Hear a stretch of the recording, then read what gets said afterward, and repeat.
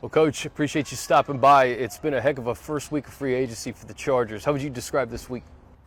I think it's just tactical, productive. I feel like we went into free agency this year with a really specific game plan. I felt like we executed our plan, and I know we're excited about the guys that we're joining up with, and I think it gives us the opportunity to go into the draft and really attack the draft on a best player available type basis, and that's what our philosophy is as a team. And it's been fun to team up and see our plan take shape. Yeah, the headline of this week, the acquisition of Khalil Mack, a guy you know pretty well. What's Khalil going to mean to this defense? I think that he's a championship type player. Beyond the production on the field, beyond his skill level, is that he's a really fierce competitor. He's a time player. He changed everything for us in Chicago. We were a top 10 defense the year before he came, and then we became the best defense. And a lot of it is what he brought to the team on a day-to-day basis. And then, on game day, he played his best in the biggest games. And I think that you can't have enough of guys like that on your team that are going to impact not only the play on the field, but in your locker room. And, I haven't been around, many guys like Khalil Mack.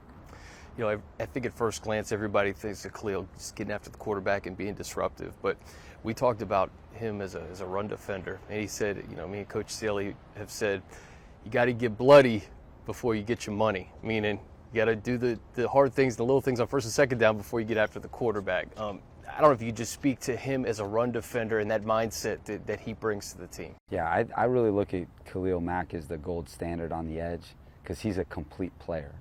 And I think that's what Khalil is. People talk about pass rushers.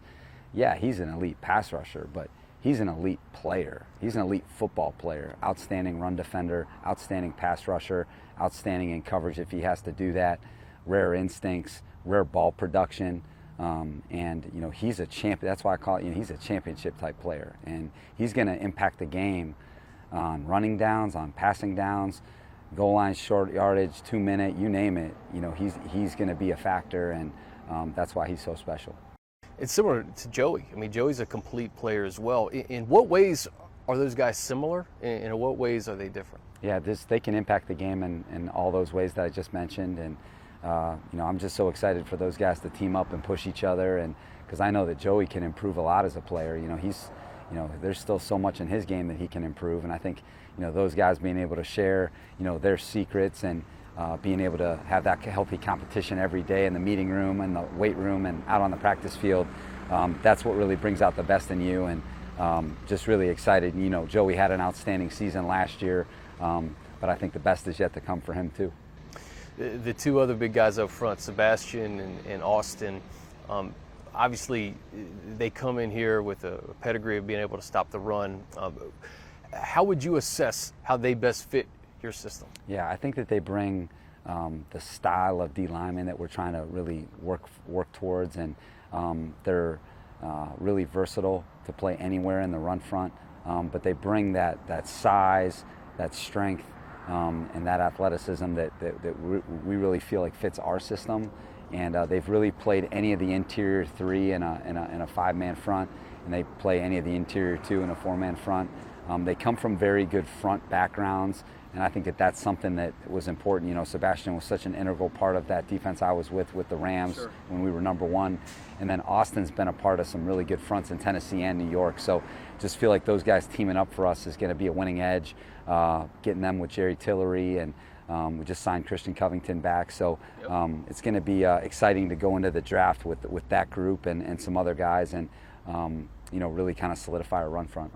And then we talk about that rush and cover working together. J.C. Jackson, man, 25 interceptions since 2018. I think 20 of his 25 picks came in wins. So when he got his hands on the football, his team won.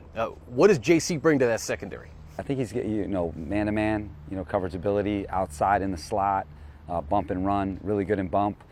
You really saw evidence of him traveling with number one receivers over the last 2 years. So you're seeing him cover the premier receivers in the league.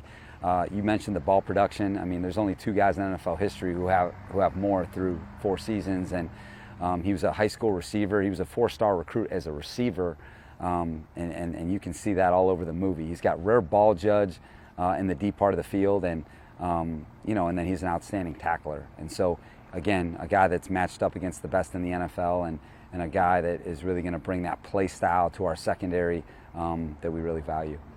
With Derwin, when you bring in a guy like Khalil Mack and J.C. Jackson, does it unlock Derwin to maybe just be everywhere? I mean, I know he was really tasked with doing so much last year. What does it do to Derwin's game? I think, Chris, that's such an important point, and that was a big goal of ours this offseason, was to fill Derwin James up. Yeah. You know, a lot of people talk about, like, hey, let's arm Justin Herbert with weapons. They talk about quarterbacks that way. Well, I feel about Derwin that way. He's the quarterback of our defense. So we really wanted to arm him with some play style guys, with some playmakers that were going to fill him up. Derwin gives so much of himself to our team, you know, from a leadership standpoint, from a versatility standpoint. He's our signal caller. Now he's got some teammates that are going to be filling him up with energy, JC and Khalil, and now you're going to get more out of Derwin James. You know, he already does so much, but you're going to get even more now. And so that was a big goal of ours this offseason, and we still have the draft to help him out even more. This thing is taking shape in your second year. Last question for you. I tell you what, this AFC West, it's been fun to see, really just the movement around the league. But if you home in on the AFC West and the quarterbacks, the edge rushers, Davante Adams recently just getting traded to the Raiders, as a competitor, it's got to be fun for you to see what this division is looking like. Yeah, it just represents the NFL. Yeah. It's the best league in the world, and this division is, you know, where some of the best players and coaches in the world are going to be, and I think that's what makes sports so amazing, and that's where we want to be. We want to be where the action is, and I think that this division is going to represent, you know, so much about what's going to be special moving forward with the league, and we're excited to be right in the middle of it. And of course, I don't know anything, but I would guess you'd be playing at night a lot this fall. Well, if people are smart, they will, you know, because Right. that's where the best players in the world are going to be in our division, and it's going to be, like I said, it's going to be fun to be right in the middle of it, and we're going to be excited to compete.